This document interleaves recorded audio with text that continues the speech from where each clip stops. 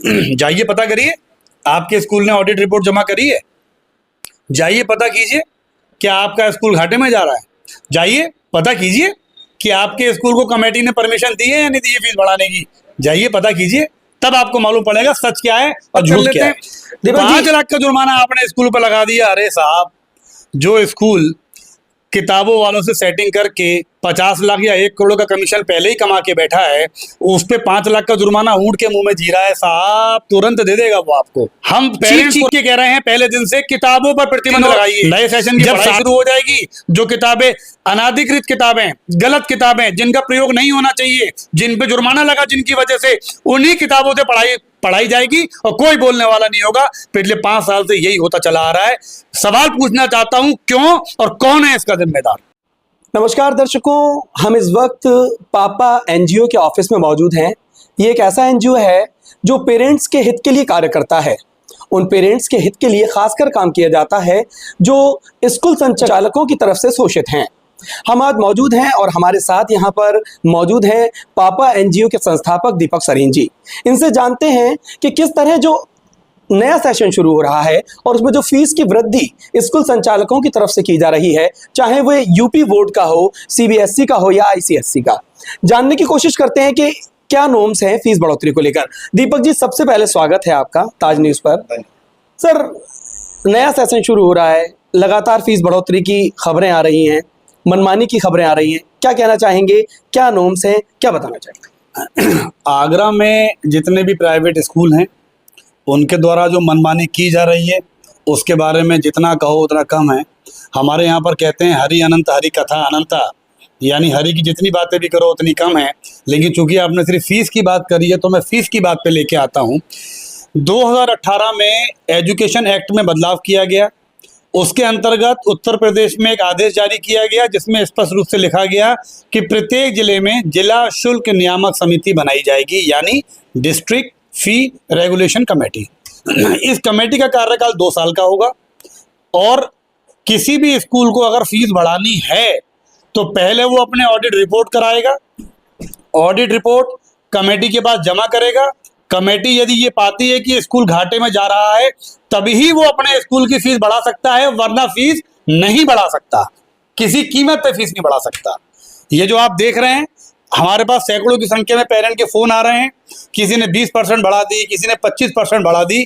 तो मैं ये भी आपको बता दूं, वर्तमान महंगाई दर इस समय आपकी दर चल रही है 2.1 और उसके अलावा 5%, यानी टोटल आप 7.1% बढ़ा सकते हैं।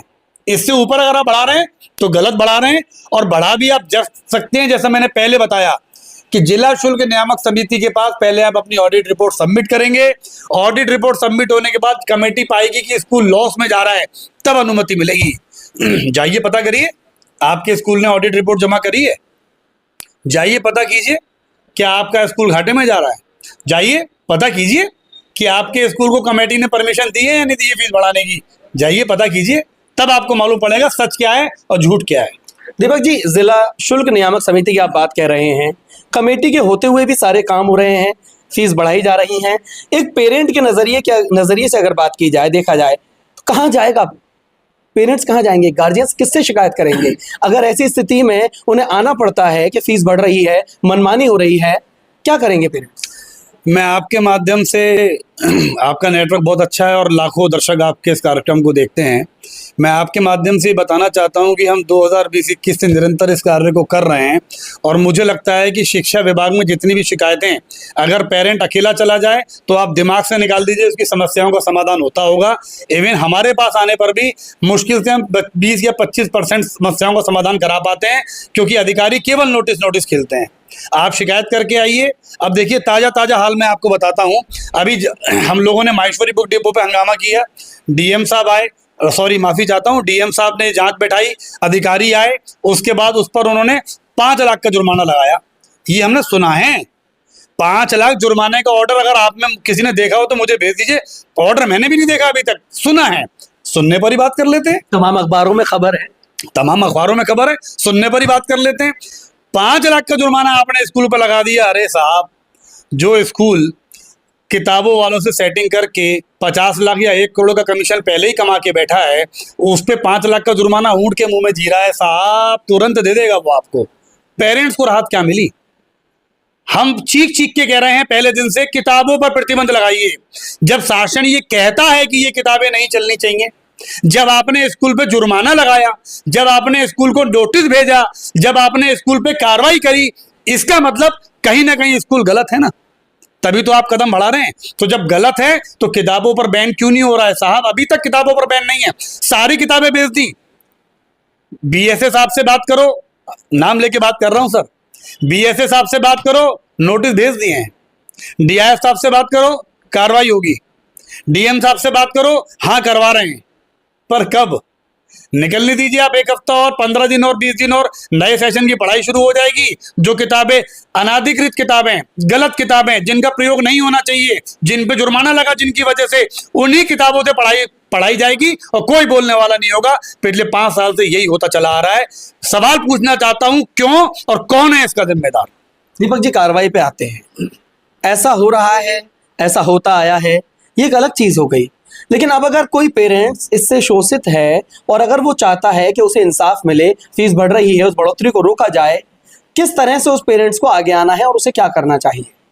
देखिए, मैं बचपन में हम सब ने एक कहानी सुनी थी कि एक पिताजी ने अपने चारों बच्चों को बुलाया, एक एक लकड़ी दे के बोले कि तोड़ दो। चारों बच्चों ने एक एक लकड़ी आराम से तोड़ दी। फिर सबको एक एक गट्ठर दिया गया तो गट्ठर कोई नहीं तोड़ पाया। तो मैं आपको यही कहना चाहता हूं, आप अकेले हैं, आप शिकायत करेंगे, शायद सुनवाई नहीं हो, लेकिन अगर आप सारे मिल जाएंगे, सारे इकट्ठे हो जाएंगे, आइए साथ में लड़ते हैं, निश्चित मानिए समाधान लेकर उठेंगे। लेकिन आना पड़ेगा, लड़ना पड़ेगा, समाधान मांगना पड़ेगा। पापा एनजीओ की तरफ से क्या सपोर्ट रहेगा इस तरह के माता पिता को? वैसे आप हमेशा से सपोर्ट करते आए हैं, आपकी जो ऑर्गेनाइजेशन है, जो संस्था है, इसी के लिए प्रसिद्ध है।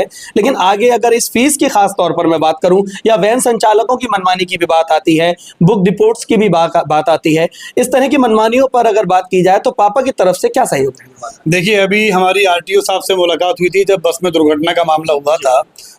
अलीगढ़ कासगंज में जब बस दुर्घटना हुई तब भी हमने कहा था कि आगरा की बसों की जांच करो। फिर आगरा के आरबीएस कॉलेज में जो दुर्घटना हुई तब भी हम आरटीओ साहब से बोले कि बसों की जांच करो। तो हमारी आरटीओ साहब से विशेष बैठक हुई थी।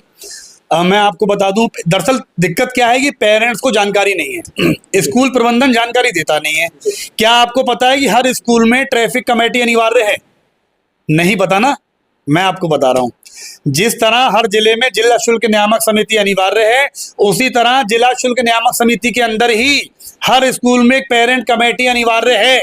इधर आरटीओ की भी एक नियम जारी हो गए हैं कि हर स्कूल में एक पेरेंट कमेटी बनेगी जो सबकी जांच करेगी। अधिकृत वैन ही चलेंगी, प्राइवेट नंबर की वैन नहीं चलेंगी। इन सब पर अंकुश लगाया जा रहा है, लेकिन पेरेंट को भी आगे आना होगा। रही बात हमारी मदद की, हाँ, हमारे पास थोड़ी जानकारी है, हमारे पास कागज हैं, हम जानते हैं कि कौन सा नियम बिंदु अध्याय क्या कहता है। हम लिखा पढ़ी में आपकी पूरी मदद करेंगे, आपके साथ चलने को तैयार हैं, आपके साथ खड़े रहने को तैयार हैं, आपके साथ धरने पे बैठने को तैयार हैं। आप जो कहेंगे वो हम करने को तैयार हैं। लेकिन बस हमारा एक छोटा सा अनुरोध आप लोगों से है कि अब मत सहिए, घर से निकलिए। जब आप निकलेंगे तभी समाधान बनाएंगे आप। दीपक जी, अंतिम सवाल, इस तरह की प्रक्रिया अगर होती है, चाहे वो फीस बढ़ोतरी हो या कुछ और हो, नियमों के विरुद्ध किस तरह की कार्रवाई होना संभावित है? किस तरह की कार्रवाई हो सकती है अगर एक माता पिता चाहे पापा एनजीओ के सहयोग से, या वो अकेला चाहे और पेरेंट्स के सहयोग से, किस तरह की कार्रवाई स्कूल पर वो कर सकते हैं? देखिए, आपकी कंप्लेंट के ऊपर इन पर जुर्माना लगाया जा सकता है प्रथम बार शिकायत पर। दूसरी शिकायत पर इन पर जुर्माना 1 लाख से लेकर 10 लाख तक लगाया जा सकता है। तीसरी बार में इनकी मान्यता खत्म हो सकती है। लेकिन ये होगा जब आप हिम्मत करके बाहर निकलेंगे। और मैं आपको एक बात और बता दूं, डरिए मत, स्कूल से आपका घर नहीं चल रहा है, आपसे स्कूल का घर चल रहा है। ये बात खराब लग सकती है स्कूल वालों को, लेकिन मैं बात आपसे सच कह रहा हूं। आप स्कूल चला रहे हैं, आप स्कूल का घर चला रहे हैं। आप मत परेशान होइए, अपने हक के लिए आवाज उठाना सीखिए। दीपक सरीन जी हमारे साथ मौजूद थे, पापा ऑर्गेनाइजेशन के संस्थापक और एक ऐसे व्यक्ति जो पेरेंट्स के लिए काम कर रहे हैं, आगे आ रहे हैं, उनको शोषण से निकालने के लिए लगातार एक्टिव रहते हैं। हम भी पेरेंट्स को खास तौर पर यही सलाह देंगे, जैसा कि दीपक जी ने कहा कि आपका घर स्कूल से नहीं चल रहा है, बल्कि स्कूल जो चल रहे हैं वो आपकी वजह से चल रहे हैं। तो आप अपने अधिकारों को समझिए, घर से बाहर निकलिए, और अगर आपको कोई शोषण कर रहा है आपका, तो उसके खिलाफ आवाज बुलंद कीजिए। आगरा से अपने साथी उस्मान अली के साथ जावेद खान, ताज न्यूज के लिए।